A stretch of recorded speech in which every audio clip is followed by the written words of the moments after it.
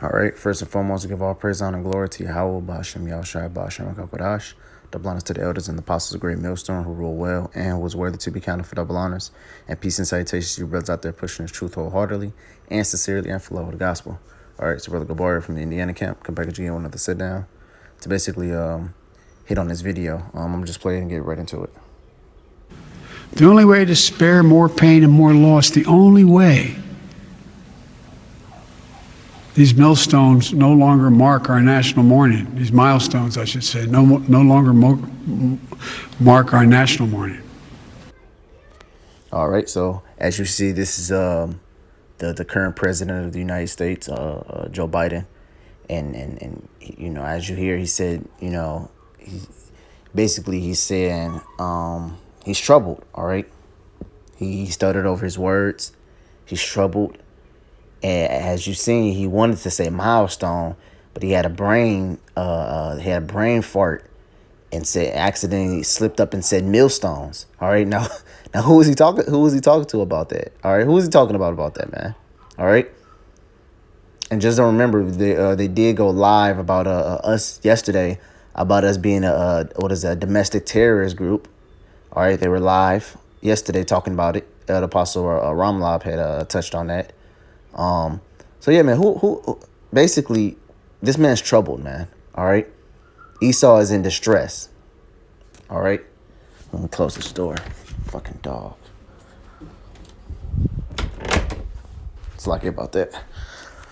Yeah, man, this man's troubled, all right? So I'm gonna get straight into the scriptures. This is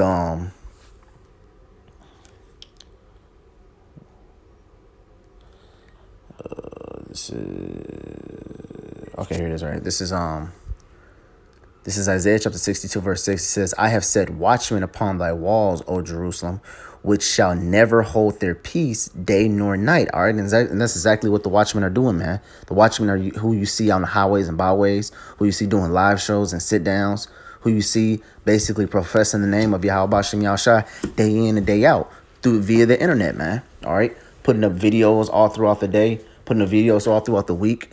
All right. Whether it's 3 o'clock in the morning, whether it's 2 o'clock in the morning, whether it's 4 o'clock in the afternoon, whether it's 12 o'clock in the afternoon, it doesn't matter, man. Videos are constantly being put up, man. You have some brothers that put up videos daily, as the Elder Apostle Gabar, you know, the daily exhortation and the daily edification. You know, you got some brothers that put up weekly, whether it be 2-3 videos a week, you know, but you got videos constantly going up, man. All right. And it's constantly flooding YouTube, man. And it's not just from one page. It's not just from the apostles. It's from every single brother that know. Well, I'm not gonna say that, but it's for a vast amount of brothers that know they're Israelites, man. That has YouTube channels, all right, mainly from GMS. But you also got other people that know they're Israelites that put up videos. You know, not probably professing. Everything, but they're still putting up videos speaking about who we are, man. You know, the basics. All right, we're Israelites. The so-called white men are Edomites. They're going into slavery. This, that. You know, we need to wake up who we are. Yahweh Bashem Yahushua is the name. He only loves Israel. You know, the basics, man. All right, they're still putting up those types of videos, and guess what? It's eventually troubling Esau. It's getting under his skin. It's getting where to a point where he can't control it no more. All right. As you seen Joe Biden, he's like he was stuck. He was in buffer mode, and then he's a way to us overcome these millstones. You know, and it's so funny, and it's not by happen chance he said millstones neither. That's not by happen chance. He didn't just be like, oh, well, I should say milestones. You know, it was just a slip of the tongue. No. He said millstones is because what? They've been watching GMS, man. All right. They've been watching Great Millstone. All right. They've been watching us. All right. And the things that we're saying are coming to pass, and it's getting to them. All right. It's getting to them. This truth came out, about 30 years ago? All right. They probably looked at it and brushed it off like, oh, it ain't going to flourish. Ain't nothing going to come of it. Then boom, look at it. You know, 30 years now, you got the truth is global. You can't even hide it no more. It's literally unhideable. We're on the news. I remember what was the one brothers they actually got on like national news. I forgot, it was one camp that actually got on national news about 2-3 years ago, man. All right, they actually, I want to say it was Seattle. I want to really say it's Seattle. I think something that happened, an altercation that happened, and where they actually got on national news, not national. I'm sorry, I think it was local news, But basically, the point I'm getting is, man, we are basically driving Esau insane, We're getting under his skin. He is definitely losing sleep. All right. And that's why, because we are applying that pressure, man. We're keep applying that pressure. All right. Let me go and continue in the scripture. It says, which shall never hold their peace day nor night. And that holding their peace is what? Being silent, not doing videos, basically just not doing nothing. No, we're constantly doing videos. We're constantly going out on the highways and byways. We're constantly doing live shows. We're constantly fellowshipping between one another. How to get better, how to get stronger, how to get more spiritual, We're not holding our peace, man. All right. Because guess what? We're not with this society. Scripture says what? Who shall stand for me against the evildoer, man? The Lord was asking that. Who's going to be on my side? All right. When the world is at its most wickedness, who's going to reject the wickedness and say, no, I'm going to follow a righteous way. All right. For me and my household, we shall serve the Lord. All right. It says, which shall never hold their peace day nor night. Ye that make mention of the Lord, keep not silence, man. And that's exactly what we're doing, man. We're making mention of the Lord and his name. All right. And we're not keeping silence, man. All right. Scripture says it's good for a man should both hope and quietly wait for the salvation of the Lord, man. And quietly wait, it doesn't mean just be quiet, don't make no videos, don't do nothing, don't tell no. That quietly wait means you're not, going out there starting an uproar like the Black Panthers did, man. Getting up arms and guns and trying to get a military and trying to combat against Esau. No, that's Yahweh Shah's job, man. Our job is to do what? To sit down and prophesy, man. All right, as it was told us to do. Okay, it says verse 7. It says, and give him no rest till he make Jerusalem a praise in the earth, man. All right, so guess what? Until that day comes, we're gonna keep going. We're gonna keep pushing. We're gonna keep this strive going, man. All right. If we get weak, if we fall, then guess what? We get up, dust ourselves off, and keep on moving, man. All right. Let me get this right quick since I just thought about it.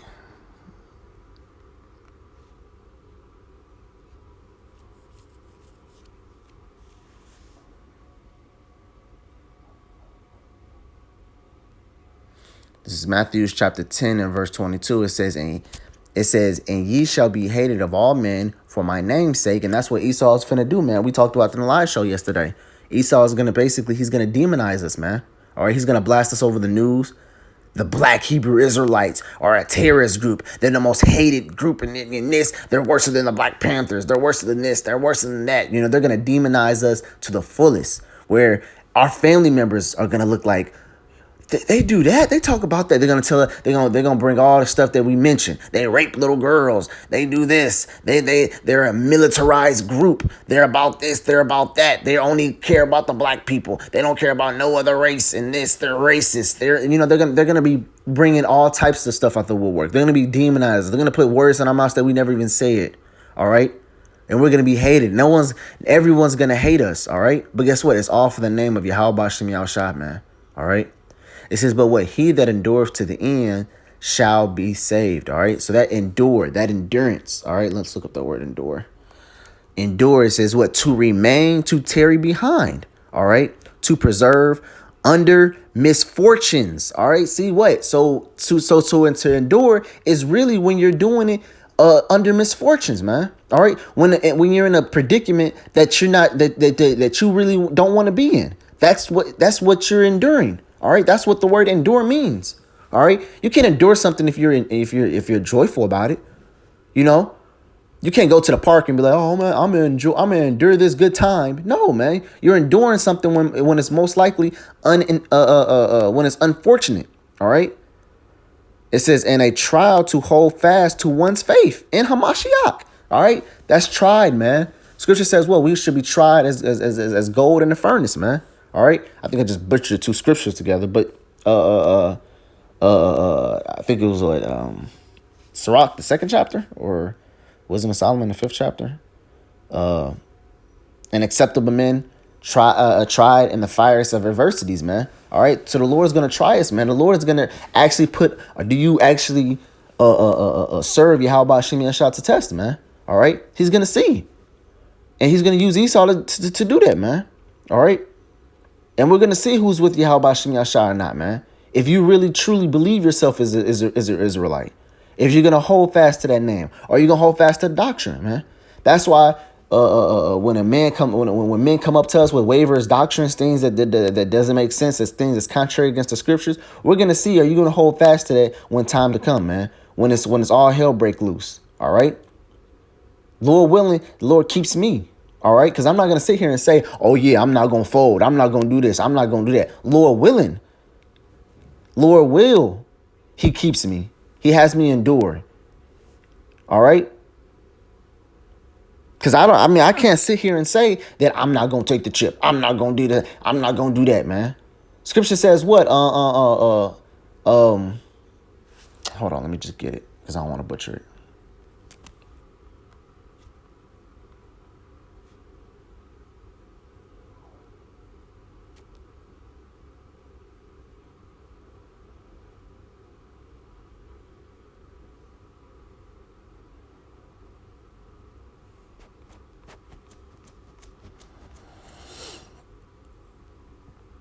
Here it is. This is Revelation chapter 3 and verse 10. It says, because thou have kept the word of my patience, I will keep thee from the hour of temptation. See, man, so what? It's the Lord ultimately. He's going to keep us from the hour of temptation. It's the Lord's will that we're not going to take the RFID chip. It's the Lord's will that we're not going to starve. All right.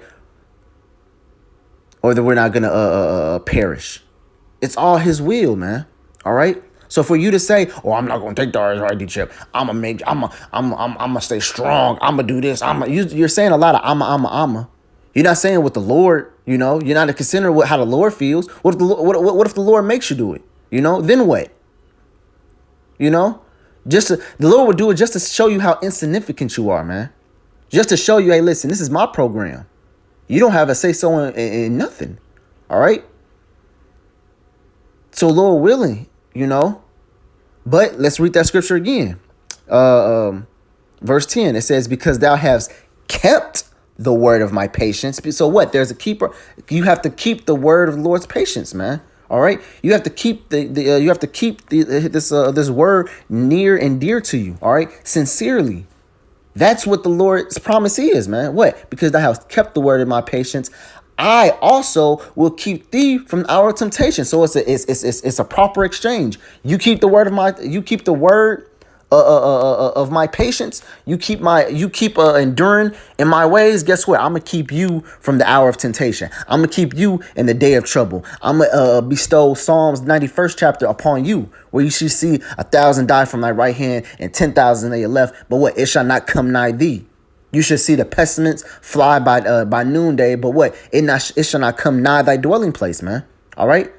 If you keep the word of my patience, these things would not be bestowed upon you. All right? That's the deal, right? That's the deal, man. All right? And not only that, not only to keep it and to abide in it and to do it, but also what? Teach it. Go tell the rest of the people. Go out. What's this? What did it say? Go out to the. Hold on, let me see. Can I get it?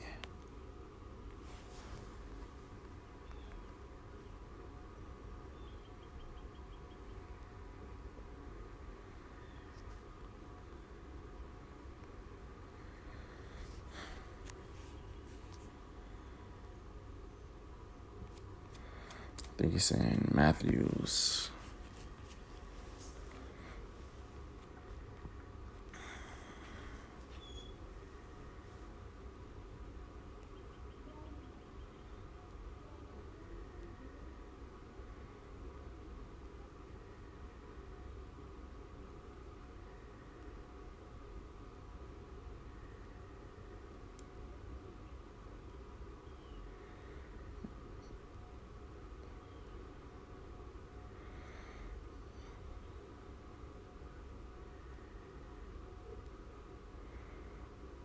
Sakia, brothers. Hold on, give me a minute. Let me see if I can find it. If the spirit allows.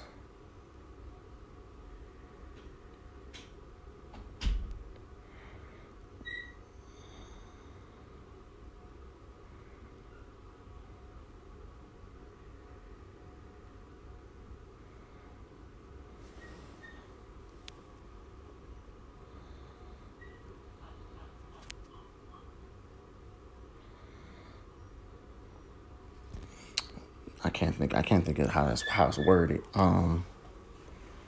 It'll come to me if the spirit wants me to bring it out. It'll come out. But anyways, yeah, man. So basically, we're supposed to take this truth, not only to sit upon it and just dwell in and keep it for ourselves, but also go out there and teach the flock, teach the people, man. All right. What do you? How should I ask Peter, man? He says, "If you love me, feed my sheep, feed my lamb, man."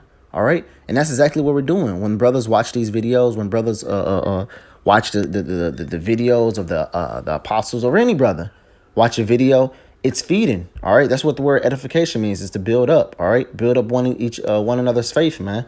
Exhort one another. All right, because when the time comes, man, these thoughts, these things that we're thinking of, is gonna come back to our minds, man. All right, it's gonna come back to our minds when we're going through the hell that we're going through, man. All right, and it's gonna be what? For a comfort. The Lord said, "What? He shall not leave us what? Comfortless."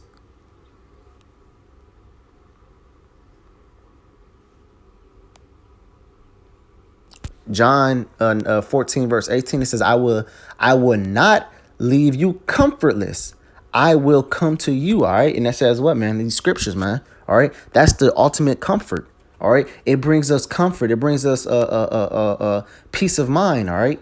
And basically, and I love to give you this analogy, anytime you go through a bad time, anytime you go through anything that's troubled, your mind has a mechanism where it automatically starts to think of positive things to comfort that cushion. If you just found out something that's dreadful, your car stopped, you just lost your job, you just did this, you did that, your mind is automatically going to start thinking of ways to comfort itself because you just got hit with a grief blow. All right.